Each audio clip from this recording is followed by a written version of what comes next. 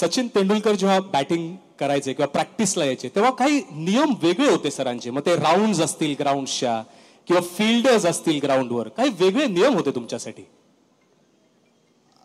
माझ्यासाठी वेगळे नियम असं म्हणणार नाही मी. सर मला बॅटिंग द्यायची, नक्कीच जास्त द्यायची बॅटिंग. बाकीच्या बऱ्याचशा प्लेयर्सपेक्षा मला जास्त बॅटिंग मिळायची. पण एक वेगळा नियम मात्र रेग्युलर सरांनी ठेवला होता माझ्यासाठी. इकडे सगळ्या क्लब क्रिकेटर्सना किंवा शाळेच्या क्रिकेटर्सना शिवाजी पार्कची एक राऊंड फुल मारायला लागायची प्रॅक्टिसच्या आधी आणि प्रॅक्टिस झाल्यानंतर. सर मला मुद्दामून म्हणायचे, अरे तू ते नेट लेवल घे, थोडा रोल कर आणि हे कर आणि मग आता पॅड बांध, बॅटिंग कर. आणि बॅटिंग करायला लावायचे बऱ्याच नेट्समध्ये. ॲक्च्युली 5 नेट्स असायचे, 2 साईडला असायचे आणि 2 दुसऱ्या बाजूला असायचे आणि एक सेंटर नेट असायचं, ज्याच्यावरती आम्ही मॅच खेळलेलो असायचो. त्याच सेंटर विकेटवरती लास्ट मला बॅटिंग द्यायची सर. आणि जी मी 1 रुपयाचं कॉईनची जी स्टोरी सांगितली होती, सर त्याच वेळेला ते 1 रुपयाचं कॉईन ठेवायचे स्टंपवरती आणि मला सांगायचे की तुला 10 मिनटं सर्व्हाइव्ह करायचं आहे, आऊट नाही व्हायचं आहे. आणि फिल्डर्स, आता तुम्ही आहात इकडे एवढे, पॉसिबली ह्याच्याहूनही जास्त फिल्डर्स असायचे तिकडे.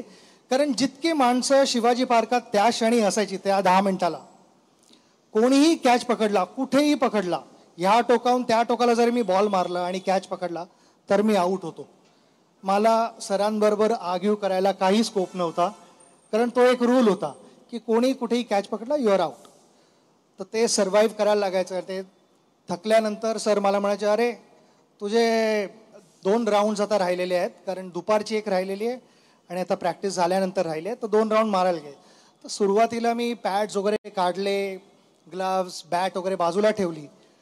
सर बोले, तू मॅचमध्ये अशी बॅटिंग करायला जाणार आहेस का, रन्स असे करणार आहेस का?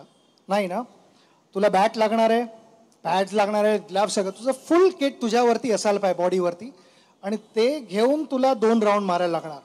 बरं, थोडं शॉर्टकट घ्यायचा तर ते काही चान्सच नव्हता त्याला, कारण सरांची नजर अशी होती की थोडं पण इकडे तिकडे कोणी प्रयत्न केला शॉर्टकट तर त्याला एक एक्स्ट्रा राऊंड मारायला लागायची.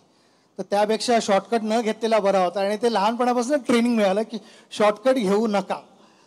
पण सर स्ट्रिक्ट होते, पण ज्या ज्या वेळेला आम्ही काहीतरी चांगलं करून दाखवलं, सरांची जी एक पाठीवरती ते एक शाबाशी द्यायची ती त्याने सगळं काही मूड बदलायचा, की ज्या ज्या वेळेला कोणी स्क्वेअर कट खाल्ले की काय खाल्ले ते सगळं डोक्यातनं निघून जायचं. वाव, किती सुंदर आठवण. म्हणजे आज इथे क्रिकेटर्स पण आहेत सचिन सर, किती ती कल्पना पण आपण नाही करू शकत की इतके सगळे जर फिल्डर्स असतील, त्या फिल्डर मधनं गॅप काढायची, कोणीही कॅच घेतला तर तो आउट असणार. काय नियम होता. 664 मॅचेस सर खेळले आणि गॅप्स कसे सचिन तेंडुलकर काढायचे ह्याचं जर रहस्य आपल्याला पाहिजे असेल तर आज ह्या उत्तरातनं आपल्याला मिळालं की every fielder at Shivaji Park, every person at Shivaji Park used to be a fielder. Sir, एक शेवटचा प्रश्न. आचरेकर सरांचं क्रिकेटचं कोचिंग हे तर आपण आता ऐकलं, तुम्ही सांगितलं, पण क्रिकेटशी रिलेटेड एनिथिंग अंडर द सन काही तुम्ही त्यांच्याकडे मागितलं तर त्यांच्या त्या युनिफॉर्ममध्ये किंवा कुठलं तरी ते गोष्ट ते निर्माण करायचे आणि सांगायचे की हो हे आहे, नाही कशालाच म्हणायचे नाहीत? इनफॅक्ट हे स्टाईल आत्ता निघाले कार्गो ट्राउझर्स